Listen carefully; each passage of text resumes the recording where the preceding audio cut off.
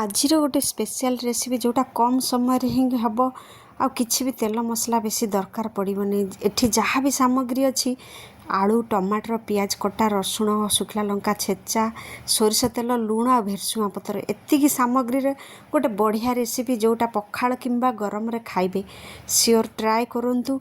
आ बहुत टेस्टी भी रेसिपी जेमिति पत्र पोड़ा सेमिति ही तार फ्लेवर ही आसीबो। मु केबे भी भाभी नथिली ए रेसिपीर नाम बाटी बसा जोटा कि मु एठी एक्स्ट्रा फ्लेवर दउची सेथिरे माछ छाणिकी ता मुंड किबा माछ खंड पकेइकी ए रेसिपीटा तैयारी करिवि जोटा कि पखाल पाई बहुत बढ़िया। थरे ट्राए करी देखंतु। आलू सेफ लंबा लंबा काटी पारिबे किंबा स्क्वायर रे भी काटिकी ए रेसिपी तैयारी करि परिबे। किछि दरकार पड़िबनी खाली कढ़ई रे सबू गोड़ा गोड़ी करिकी से कढ़ई रे पकई देबे।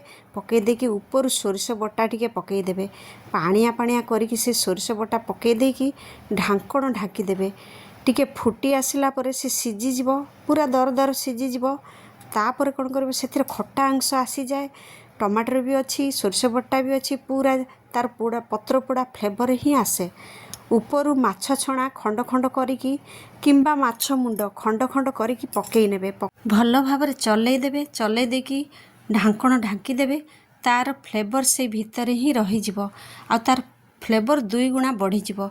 पखाल किंबा गरम रे खांतु पसंद आसीबो कारण राग भी अच्छी सोरिष बटा भी सेथिरे अच्छी खट्टा अंश भी अच्छी माछर फ्लेवर भी अच्छी जेमिति खाइले भी पसंद लागिबो। आउ जदि पसंद आसुची मो चैनल को लाइक एंड सब्सक्राइब करंतु कमेंट्स दबा जमा भूलंतु नहीं। आउ ए रेसिपी निश्चय ट्राए करंतु बहुत टेस्टी लागिबो। थरे ट्राए करी देखंतु आउ थरे इच्छा हबो करिया पाई।